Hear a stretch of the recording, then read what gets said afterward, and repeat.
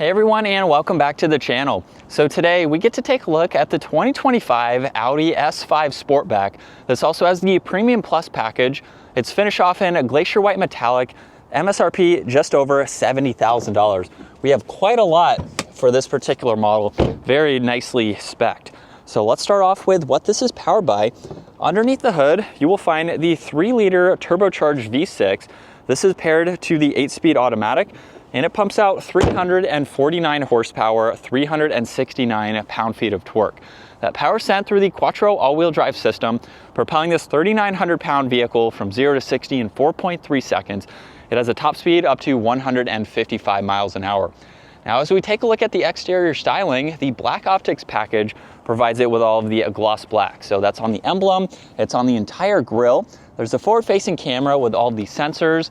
There's even distance pacing, so those sensors are on both sides, more gloss black accents.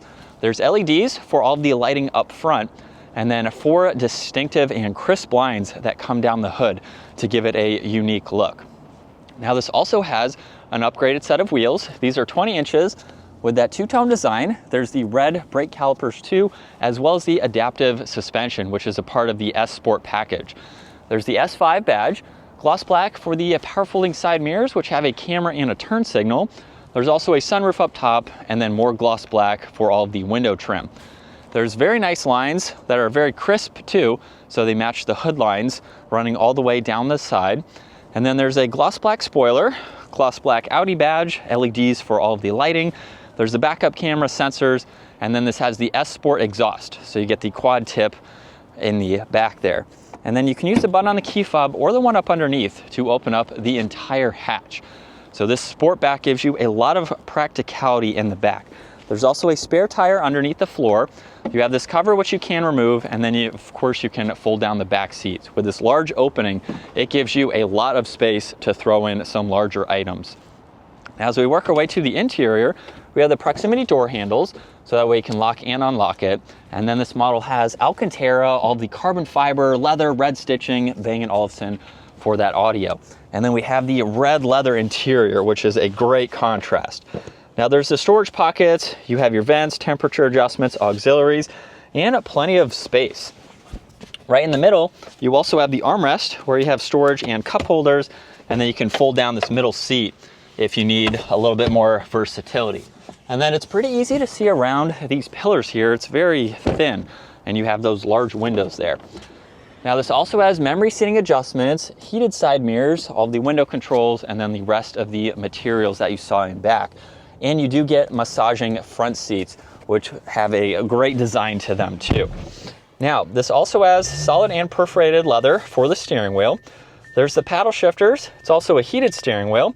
There's volume and tuning, Bluetooth and voice commands. And then on this left side, you can go through everything in the virtual cockpit. So you have all of these icons and info you can go through. And then when you get to the nav, you can actually bring that up in full screen. You can do that with the rest of the information, but it's helpful if you want to view all of this in a little bit bigger of a screen. Now you have your cruise and distance pacing, you have storage, along with your headlight adjustments. And then with the infotainment system, you have a good bit to go through.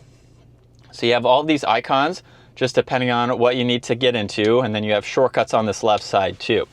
Now there's air vents underneath that, and then a second LCD screen for all of the climates. So you can go through all of that. Heated seats, temperature adjustments too. And then with that suspension, we do have different driving modes that you can get into. There's the engine start stop, traction control, parking sensors. You can also shut this upper screen off. You have auxiliaries down below, cup holders and storage. And then with the 360 camera system, you can go through all of these icons just depending on what you would like to see. And then you can also shift using the shifter, and park is on the back. Now there's volume and tuning, e-brake, a little bit of storage. You get your wireless charging with more storage in the armrest with that adjustable armrest. And then you also have plenty of space in the glove box there. You get garage door buttons up top, touch sensitive dome lights, and the controls for the sunshade and sunroof. And then here's a look at visibility. It's pretty easy to see all around. So not all that bad for this Sportback design. And we are still in dynamic from second gear. Here we go. And a mild acceleration, we are up to speed. this is what it's like to be behind the wheel for the S5. Now with the 25-year model, I believe that this is the last year for this design and styling. 2026 is supposedly going to bring us some changes for Audi and their lineup. So this may be the last year with this interior. I really like it. Some people aren't a huge fan of the screen up top. It might go to the curved screen like in the Q6, which I reviewed a couple weeks ago. I think that would look really nice to see that incorporated into the rest of their lineup. But with the S5 here, in general, it's a really nice vehicle. It drives super smooth. Even with the suspension that this has, you have the different driving modes too, which will help aid in that comfort. So depending on the driving that you are doing for the day, you have a few different options that you can go with. And the paddles are also very responsive too.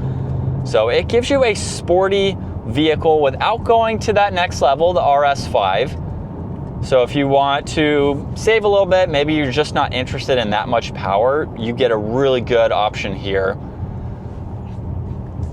So something that can still handle well on some back roads. Might not be something you're actively doing some spirited driving with, but it definitely has the handling and a good bit of power in order to do that if you would like. So it's a really good blend between just being a comfortable daily and giving you that performance. Seats are very comfortable too. I currently have the massaging seat on as well, so that makes it a lot more comfy.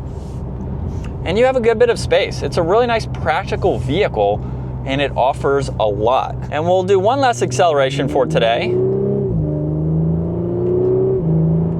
And that is going to wrap it up for the 2025 Audi S5 Sportback. Once again, huge shout out to Audi Northlake for providing this for me today. Take a look at their website, give this video a huge thumbs up if you enjoyed it, and consider smashing that subscribe button so you can stay up to date with our daily uploads. I will see you all in the next video.